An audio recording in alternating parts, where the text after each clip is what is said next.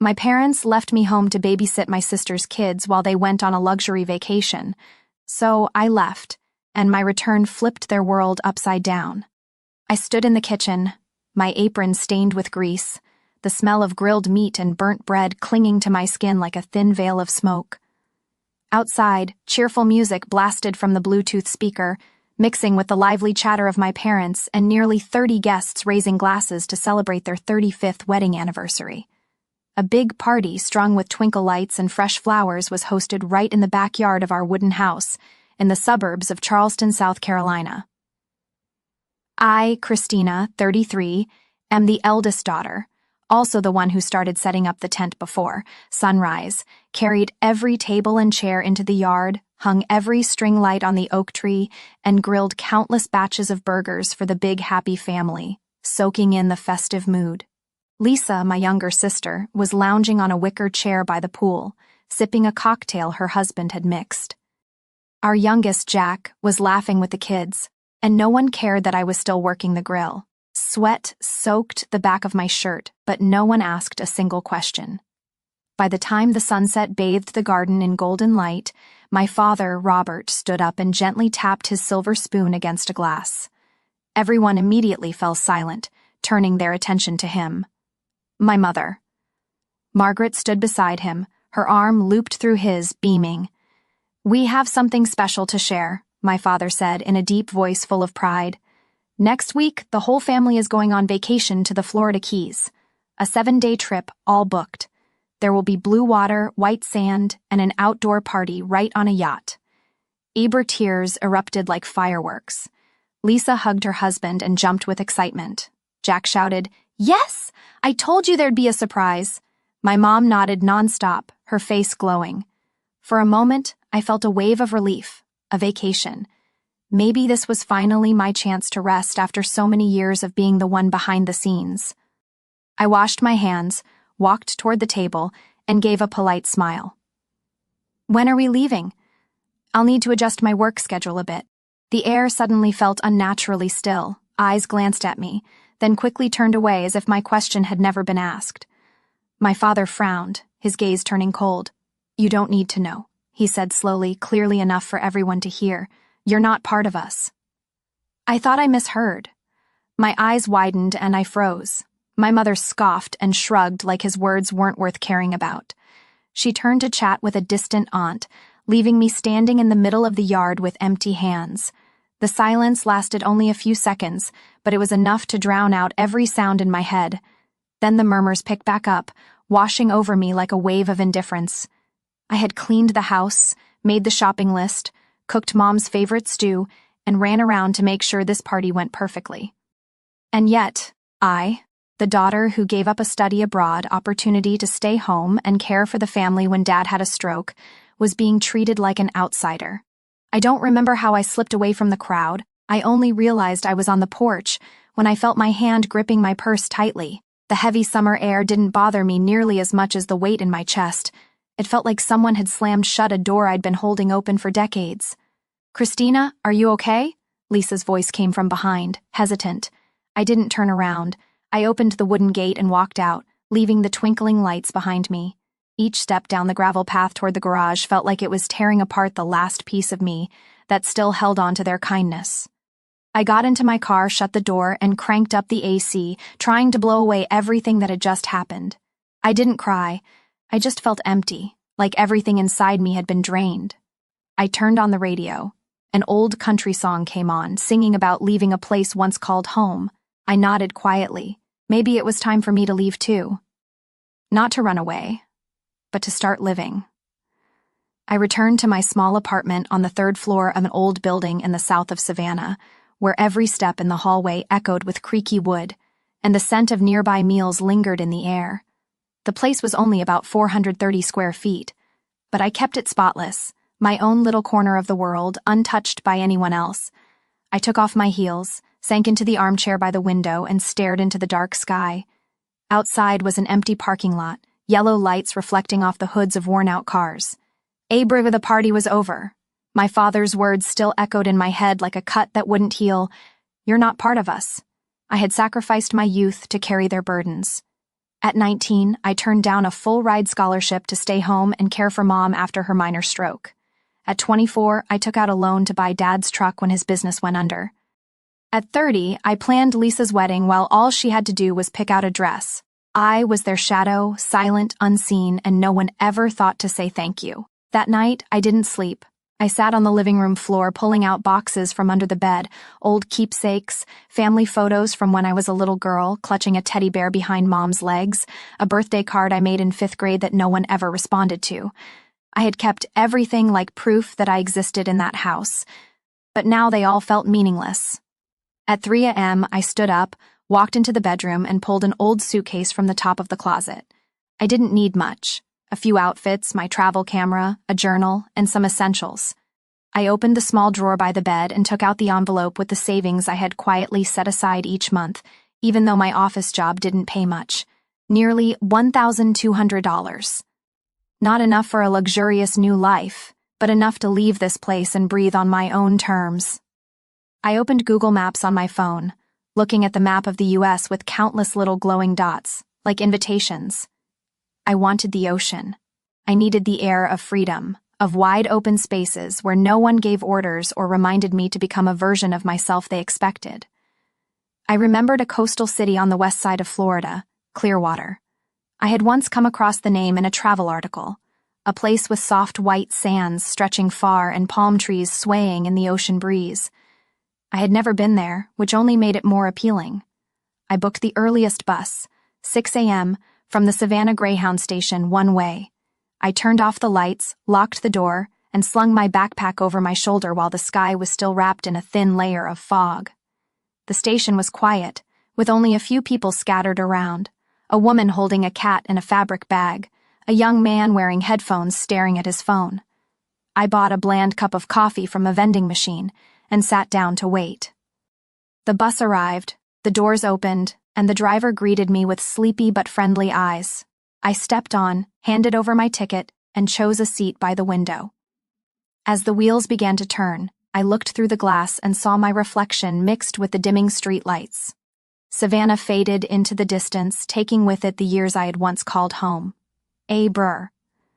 I didn't know what waited for me in Clearwater, a new job, a temporary place to stay, or just days wandering by the sea.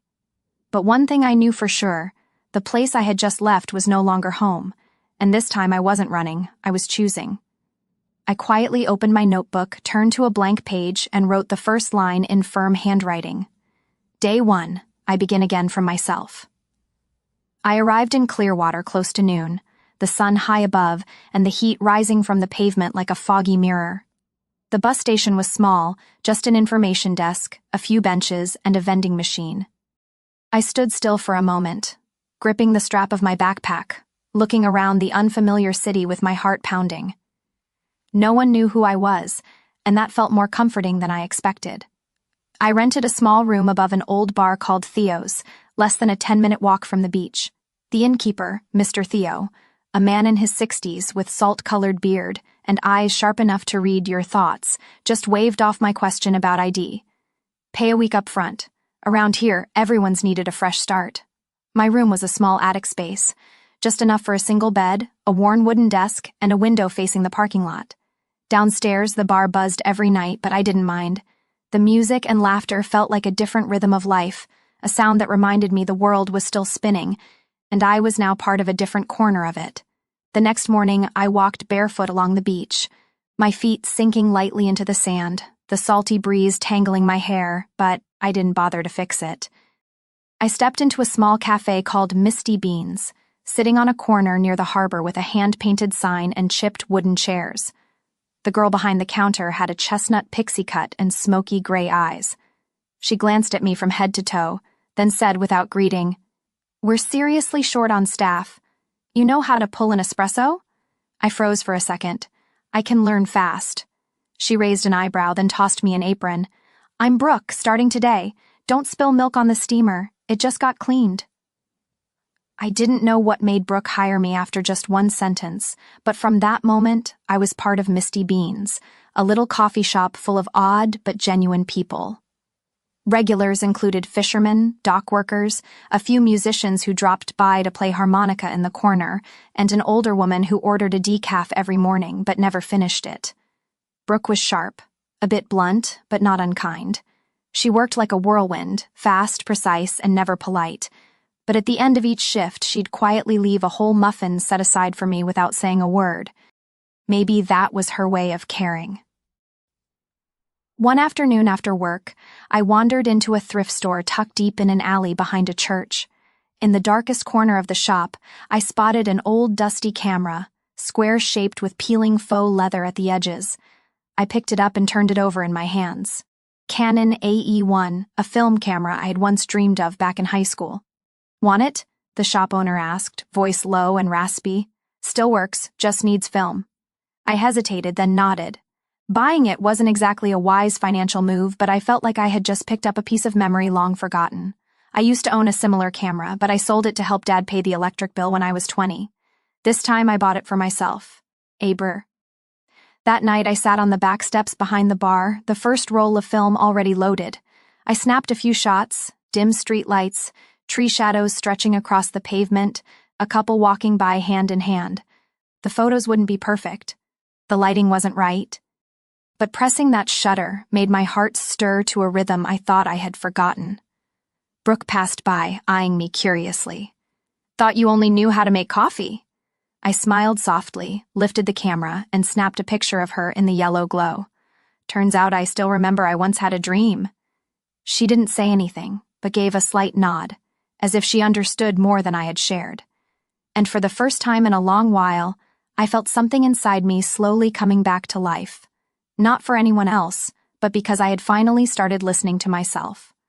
One evening after my shift, I was sitting in my cramped attic room, soft yellow light spilling onto a freshly developed photo hanging on the wall, a shot of the dock at sunset, orange blending into purple between the cables stretching across the sky. I had just finished cleaning up and opened a new box of film when my phone buzzed.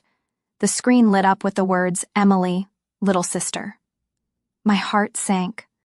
I let it ring a few times before answering, holding it to my ear without saying anything first. Emily's voice came through full of concern. "Where are you? Everyone's freaking out because you just left like that. Mom said you didn't say a word, just disappeared, like you never existed." I leaned my head against the wall and took a deep breath. Emily was only 19, the only one in the family who had ever asked if I was tired, who once sat with me the whole afternoon when I got sick from overwork while still having to take care of the kids. "I'm okay, and I need this not to run away but to find myself again." I spoke softly without a hint of anger. "But they're saying all kinds of stuff about you. Mom called you ungrateful. Dad got so mad he smashed the TV remote." Emily paused, then sighed. "You know what? They still planned to go to Florida, but now they're making me stay home to watch the kids. I told them I couldn't, and they said, 'Then call Christina. Tell her to come back and make it right.'" I laughed, not because it was funny, but because the story had gotten so old it was almost boring. Make it right? I lived like a shadow in that house for over a decade. What exactly am I making right? I know better than anyone." Emily's voice softened. "But they never see it. They just see you as the one who can handle everything." "And they were wrong," I said firmly. "This time I'm not coming back to patch up the cracks they made. You need to understand that." Emily was quiet, then whispered, "I miss you." "I miss you too," I replied. "But if I go back, I'll be pulled right back into that role, and I can't live that life again." We sat in silence for a moment. Then she ended the call with a quiet sigh. "Apero." I stared at the phone for a long time, feeling heavy. But I knew I couldn't falter now. Just 2 days later, while I was wiping tables at Misty Beans, my phone rang again. This time it was Mom. I wasn't going to answer, but then out of some old reflex I hadn't quite let go of, I swiped the screen. "Christina." Her voice came through immediately. No greeting. "Do you still care about this family at all? Walking out in the middle of everything. Do you think that was the right thing to do?" I put the rag down and stepped into the back of the shop to get away from the noise. "I already said I need space. I'm not the one who cleans up behind everyone anymore." "Don't raise your voice," Mom snapped. "You've thrown the whole family into chaos. Lisa can't handle all 3 kids. Jack has to work overtime. Who's supposed to watch them? Weren't you always the best at that?" I let out a dry laugh, my voice still calm. Yes, I was good at it. So good that everyone thought it was my duty. But it wasn't. It was a sacrifice. And now I'm choosing not to sacrifice anymore. She paused for a second, then said cold as ice, "If you walk away this time, don't expect to come back. We don't need selfish people." I swallowed hard, then spoke, my voice steady. "Good. Because I don't need a family that only sees me when they need something. I used to be the pillar that held everyone up, and all I got in return was being forgotten." "Christina," I cut her off, "I spent my whole youth making sure everyone else was okay. I skipped college, I worked 2 jobs, I gave pieces of my life to everyone else. Now I just want to keep one piece for myself. If that makes me selfish in your eyes, then so be it." I hung up before she could say anything more. My heart was pounding, my hand gripped the phone, so tightly my fingertips turned white. Ibrahim Brook passed by, raising an eyebrow. "You look like you just ran a marathon in the sun. Call home." I nodded and sighed. "Not easy, but necessary." She smirked and handed me a cold lemonade. "Cut the anchor if you want the boat to float." I gave a faint smile. There was a quiet truth in her joke. I had started to leave the old waters behind, even if the new waves were shaky. At least this time, I was the one steering. That night, after a nearly 10-hour shift, I was just about to head upstairs when Brooke stopped me at the back door of Misty Beans. She had on a denim jacket, a canvas backpack slung over her shoulder, and that familiar half-smile, half-sarcastic look on her face. "Christina," she said, "there's a photography class tonight at the community center near the beach. A friend of mine, Julian, is teaching. You should check it out. Bring that dusty old camera of yours." I blinked in surprise. "I thought you didn't believe I could take a decent photo." She winked. "I still don't. But Julian has an eye. Who knows? Maybe your photos aren't that bad." Instead of going back to my room like usual, I followed her to the community center, a 1-story cream-colored building tucked behind a row of palm trees. The classroom was lit with warm yellow lights, the chairs arranged in a circle, and photographs hung all over the walls, from crashing waves to toothless elderly smiles. Julian was a man in his 40s with long hair tied back and ink stains always on his hands. He looked at me, then at the camera in my hand, and smiled. "Canon AE1, a classic choice," he said. "You shot before?" "I did, but it's been a long time." I replied, my voice slow. "Then it's perfect timing." Julian nodded. "This class isn't about turning anyone into a pro. We just want to help people see the things they've forgotten to notice." That evening's class had no dry theory, no overwhelming techniques, just conversations about light, emotion, and the stories hidden in every image. Julian gave me my first assignment: photograph something you can't forget. I went out to the beach early the next morning, camera in hand, heart feeling empty.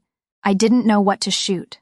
But then in that moment, when the light filtered through the beams of the old pier, I raised the camera. That became the first shot in a series of photos capturing pieces of what shaped me: a rusted bike abandoned by a fence, a young mother pushing a stroller while holding a second child in her arms, sandals neatly lined up outside someone's front door. Each image felt like a whisper from memory, distant yet achingly familiar. Ibrahim Julian started paying more attention to me. He would linger longer in front of the photos I brought in. One day he said, "Christina, your photos have something real, not perfect but honest. You should think about putting them into a set." I was a bit unsure. "You mean like an exhibit?" He nodded. "There's a local photo showcase next month. The theme is me and the pieces I carry. I think your work fits." I spent a whole week thinking it over, but one night, flipping through my developed negatives, I realized the set had its own rhythm, a story without words. I titled it Roots and Wings, because I had once clung so tightly to where I came from, but now I was learning how to fly away. The day of the exhibit took place in a renovated warehouse turned art space. My photos were displayed on a panel of raw wood. The lights above cast shadows onto each frame. I wore a simple pale blue dress, my hair loosely pinned up, standing among strangers, each sipping wine slowly. Julian came over, placed a hand on my shoulder, and whispered, "You've stepped out of your shadow." An older woman stopped in front of the photo I took of the rusty bike. She turned to me and asked, "Did you take this?" I nodded. She smiled, her eyes slightly glassy. "It reminded me of my childhood. I had a bike just like that. Thank you." Just those 3 words, "thank you," made something inside me tremble. For the first time, something I created, not for anyone else, not out of duty, but for myself, had touched someone else. That night, I left the exhibit after the streetlights had come on. Brooke waved at me from a distance, raising a soda can in celebration. Julian shook my hand and told me a small gallery was considering inviting me to join a street photography series. I walked along the beach, the waves gently brushing the shore. Inside, there were no more questions like, "Do I deserve this?" Or "What would they think if they saw me here?" In their place was something simple but whole. I was heading in the right direction, and for the first time in many years, I knew with certainty the place where I belonged wasn't where people needed me to do everything. It was where I got to be myself. One afternoon in early April, I was behind the counter at Misty Beans, quickly whipping up a round of lattes for a group of tourists from New Jersey when the bell above the door jingled. I looked up out of habit, and as soon as my eyes hit the doorway, I froze. He stood there, Robert Mitchell, a tall man with neatly combed salt and pepper hair, wearing the same old plaid shirt I had ironed for him hundreds of times. My father. He didn't look around the shop, didn't greet anyone, just stared straight at me as if nothing else existed in the room, filled with the smell of coffee and quiet chatter, but him and me. I set the latte down on the tray, wiped my hands on a cloth, and stepped out from behind the counter. My heart pounded like part of me hadn't quite prepared for this moment, but my feet didn't tremble. Not like they used to. "You came a long way," I said calmly. "Clearwater's over 400 miles from Savannah." My father cleared his throat, his gaze stiff. "We need to talk." I signaled to Brooke. She nodded and took over the counter without a word. I led my father to the back of the shop, where a wooden bench sat under a low-hanging palm tree, sunlight flickering through the leaves and scattering patterns across the ground. Dad sat down first, slowly, as if carrying the weight of something heavy. I sat across from him, arms folded. Your mother's very disappointed," he began, his voice not loud, but heavy enough to weigh down the air. "The Florida trip was canceled. Lisa couldn't handle the 3 kids. Jack got into a fight with his wife and left for 3 days. Everything's a mess." I looked at him, neither nodding nor shaking my head, just silent. "We didn't expect you to just walk away like that," he continued without saying a word. "It's like the family means nothing to you anymore." I gave a thin smile without a trace of sarcasm. "And what about that day when you told me I wasn't part of the family? Was I supposed to stay, keep wiping tables, holding babies, and faking smiles while you all ignored me during the vacation?" His face twitched slightly, but he didn't argue. For the first time I saw uncertainty in him. The man who always believed he had the right to raise, his voice, make decisions, and pile every burden onto me without a single thank you. "You don't know how much you've sacrificed," he said a little softer. I nodded. "You're right. You don't know. Because when I withdrew my application to study photography in Boston to stay home and care for Mom, you said it was the natural thing to do. When I gave Lisa all my savings for her wedding, Mom said it was what the eldest sister should do. But now, no one's left to carry the load, and no one knows what to do." I leaned back against the bench, looking him straight in the eye. "I'm not angry, not anymore, but I'm also not obligated to come back and patch up a life everyone assumed I'd always be there to save." He stayed quiet for a long time. For a moment I thought he might blow up, stand up, and walk away, but instead he just exhaled slowly. "I didn't realize how much this hurt you." I was surprised by that sentence. Not because he apologized, he still hadn't, but because for the first time he admitted he hadn't known. It was the first crack in the wall I thought would never change. "What are you doing here?" he asked, his voice lower now. "Rebuilding my life, working at a cafe, learning photography again. I had my first exhibition last week. Someone bought one of my photos." He tilted his head slightly, a shift in his eyes. "I didn't know you were still taking pictures." I smiled faintly. "You never asked." We sat a few more minutes in silence. The wind rustled through the palm leaves, carrying the salty air and the faint sound of music from the cafe. Finally, he stood up. He didn't reach out, didn't say anything sentimental. "The door at home's still open if you want to come back." I stood too, not nodding, not promising. I just said, "I am home, Dad, right here." He gave a small nod. One I couldn't tell was out of acceptance or reluctance, but whatever it was, as his figure disappeared behind the row of buildings, I felt a part of the weight in my chest lift. I hadn't gotten angry, hadn't run, hadn't caved in. I had said everything I needed to say. And most importantly, I no longer felt like I owed them anything. I went back inside the cafe where the smell of coffee was still warm and customers' laughter still filled the air. Brooke raised an eyebrow when she saw me come in. "You okay?" I nodded, my smile small but certain, better than ever. 2 weeks after seeing Dad, I received an email from a local art gallery called Babysit Collective. They had attended the photo showcase at the community center and were especially drawn to the Roots and Wings collection. In the email, they invited me to display several of my photos in the upcoming summer exhibition, a yearly event that draws both locals and visitors from all over to Clearwater. I read the email 3 times, my heart pounding. For the first time in my life, a door I thought I'd missed forever had opened in the most unexpected way. No more "Christina, can you help out?" or "Hey, can you watch the kids for a bit?" But Christina, the photographer. I brought the news to the cafe, planning to tell Brooke after my shift, but the moment I stepped into the prep kitchen, she turned around with a look that said she already knew everything. "You got the invite from Babysit, didn't you?" she asked, one hand pouring milk, the other pressing the espresso grinder. I blinked. "How'd you know?" "Julian's terrible at keeping secrets," she smirked. "Anyway, I told you have the eye of someone who's lived in silence." I didn't answer right away, but later, back in that dim attic room, I sat down and opened the leather notebook I used to jot down a line or two each day. On a fresh page, I wrote, "I have stepped out of the shadows, and the light doesn't scare me anymore." 3 days later, I got a text from Emily. Just one line, they're planning a trip to Hawaii. This time, Mom hired a babysitter. I looked at the message, feeling something old and dusty dissolve inside me. Not bitterness, not regret, just a clear awareness. They figured it out without me. They didn't need me. And that wasn't as sad as I once thought. I replied simply, "Have a great trip, take care of yourself." Emily sent back a smiley face, then silence. But that was enough. I knew she understood, and I no longer needed to prove anything. The Babysit Collective exhibit took place on a breezy May afternoon, with cool sea air drifting through the tourist-filled streets. The gallery space was inside a renovated warehouse, white walls, bare wooden floors, and warm yellow lighting like late sunlight. My photos were displayed in the last section, 5 in total, arranged along the length of a journey. The first was a shot of an empty pier at sunset, symbolizing separation. The final one was a photo I took of Brooke standing beneath the palm tree behind the cafe, holding a cup of coffee and smiling. Soft light falling on her hair like an unnamed piece. I stood quietly watching people pass by, their eyes lingering on the photos. No one knew who I was, and I liked that. I was no longer Big Sister Christina, the one who handles everything.